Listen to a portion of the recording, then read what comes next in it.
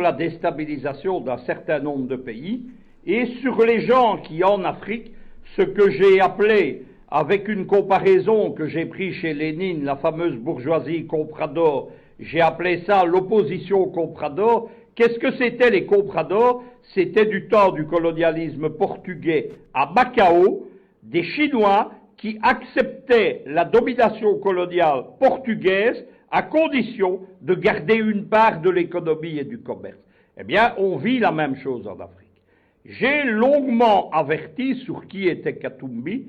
On est, avec le mandat d'arrêt international, dans le noyau, le fond de l'affaire. Si vous suivez les médias occidentaux, on a bâti une grande légende autour de Katumbi, on appelle ça une storytelling, c'est-à-dire qu'on vous invente la vie de quelqu'un. Il y a notamment un film, Katumbi, gouverneur du Katanga, qui a été financé en partie par Arte. Arte, ce sont les gouvernements de Paris et de Berlin, c'est de l'argent public, et on nous expliquait que Katumbi était un honnête homme, que c'était quasiment le seul politicien congolais honnête, alors que c'est un affairiste qui a livré le Katanga aux multinationales. Ça, c'est un aspect du personnage. Le deuxième aspect, c'est l'affairisme. L'affairisme, qu'est-ce que c'est? C'est que Katumbi, il appartient à une très grande famille affairiste qui s'appelle en réalité les Soriano. Lorsque vous fouillez dans les dossiers Katumbi, vous voyez qu'il est détenteur de 3 passeports différents, avec 3 nationalités, et que dans ces passeports, il ne porte pas le même nom. Il y a notamment un Moïse Soriano. Qui conclut les contrats?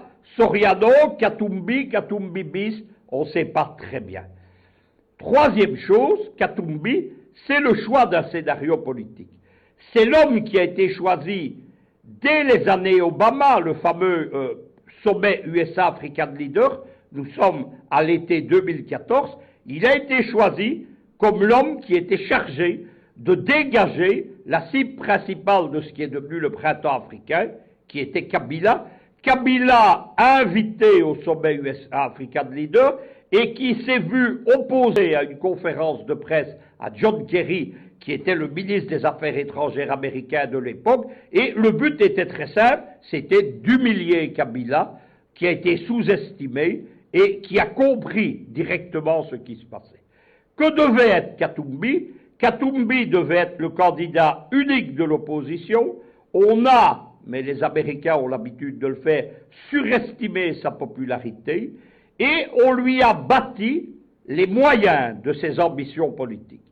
C'est-à-dire qu'il a été pris en main par des réseaux américains, de l'administration Obama, de ce qu'on appelle les vitrines légales de la CIA, de George Soros, ce sont toujours les mêmes gens, et de l'OTAN. Il y a une fondation qui est l'Atlantic Foundation aux États-Unis, c'est la principale fondation de l'OTAN aux USA, c'est elle qui a parrainé Katumbi. Katumbi, qu'est-ce qu'on a fait? On lui a créé tout d'abord une ONG puissante